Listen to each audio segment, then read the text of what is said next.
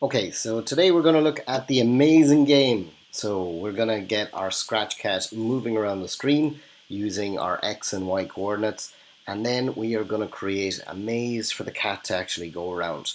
So the first thing that we're going to do is I'm going to show you about your X and Y coordinates. So I'm just going to change the background here, and I'm going to change it to something that has the XY grid.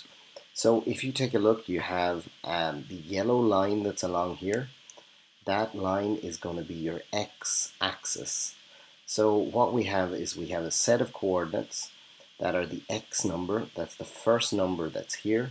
So as my cat will move ahead this direction, the x number goes from 0 to 240 right out to the end here.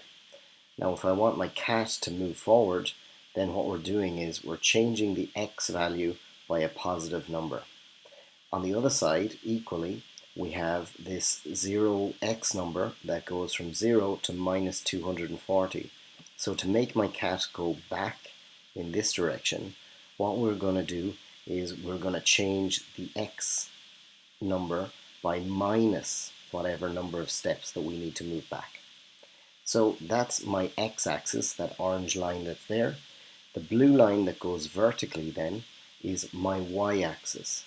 So you can see at the top here I have my y 180, in the middle I have my y is equal to 0, and at the bottom I have my y is equal to minus 180. So if we want the Scratch Cat to move up or down, we're using the y number.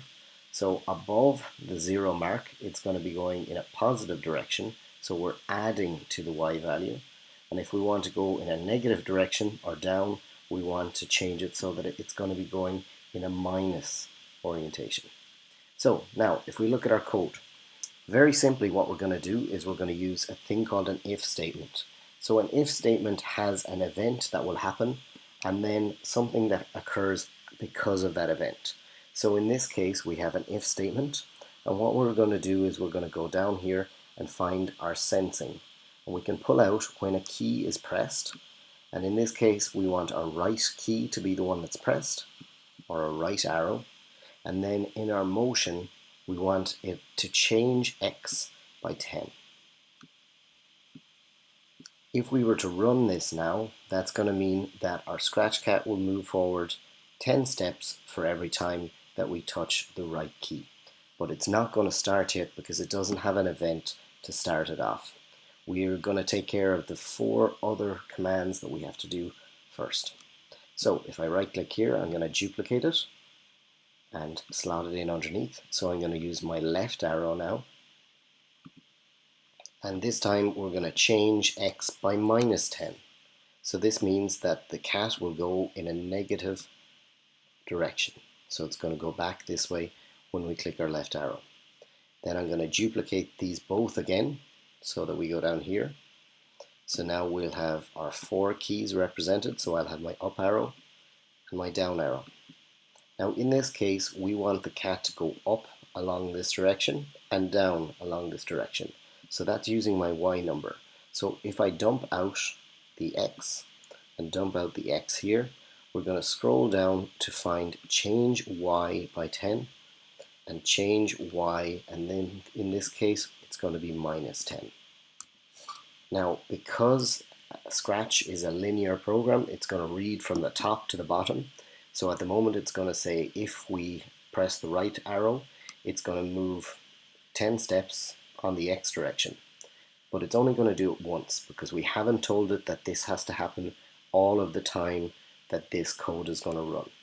So we can go to our control section, and I'm going to get my forever statement and wrap that all around my code here. The last thing is initialization.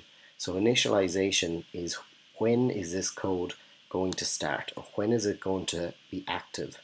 So if we think about this, we have a method for exiting a room when a fire alarm goes off. We should have a route that we are able to take, but it's not initialized, or we don't start it until we hear a fire alarm.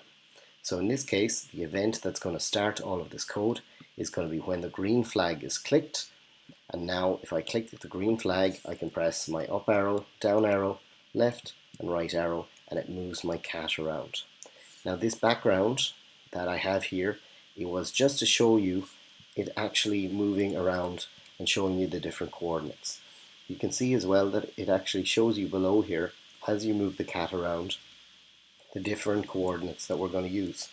So in this case, we're going to change the size of the cat to 50%, and we're going to put the cat down to the bottom left-hand corner of the screen. You'll notice that it gives you the X and the Y coordinates here, but also if we go to our motion section, you'll see that there's the go to X and Y coordinates here. So I'm just going to drag this out underneath where I have my initialization, and that's going to mean that when we press our green flag, the cat is going to return to the bottom left hand corner. Now I'm going to use another one of these pieces of code in a second, so I'm just going to drag this over here and we'll use it in a moment. But first we need to look at our backdrop.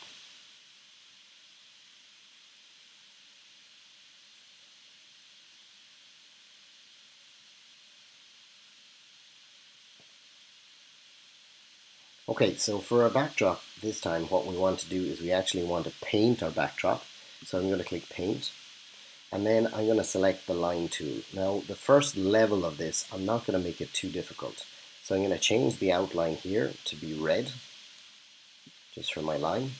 And once I have that selected, I can click any place. And all I'm going to do is I'm going to draw a nice thin line going down here. I'm going to draw another line going up here, another line coming down here, another line up, and another line down. Okay, simple enough maze just to start with, but it's just the basic level, and we're just going to finish it off with one more piece with this. So what we want to do is we want to have a finishing point. So for this, I'm just going to get a circle, and I'm going to change the outline to no fill, and then we're going to make this finish line be green. So let's see if we get kind of a dark green. Okay, and what I want to do is I'm going to draw a circle. Now to draw a perfect circle, if you want to hold down the shift key as you're drawing it, it will make sure that it is a perfect circle. Okay, so that has your backdrop done for this level, and we'll show you in future ones how you can actually add extra levels to this.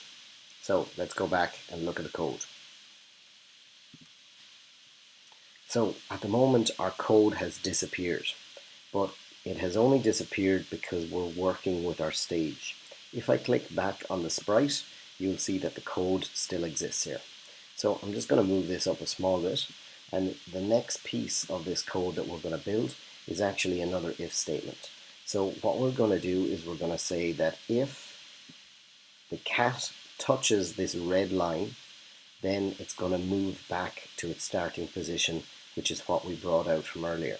So all I'm going to do is grab my control, my if statement coming out here. I'm going to put this inside here, and then we need an action that's going to go in my if statement. So if I go up to my sensing, I have touching color, so I'm going to drag this out. And then I'm going to click on the color here, and we can go to the droplet tool, and I can actually focus in over here and find the red color that I need. And clicking on that, it gives me my red color here. So now just to test it out, if I bring my cat up here, and if I accidentally touch off the red, it brings him back to the start. Now what we're going to do is we're going to duplicate this. So we're going to duplicate it down below here. We'll drag it back into the blocks. And what I'm going to do is dump out this piece here. Actually, I might keep it in. So what I'm going to do with this is I'm going to change this color to be this color over here. So we go to our droplet, we're going to pick the green, and then what we are going to do is we're going to get the cat to say that they've won. So we can go for looks, we can say I won for 2 seconds. Then we're going to go with a controlled wait, so we're going to wait for 1 second.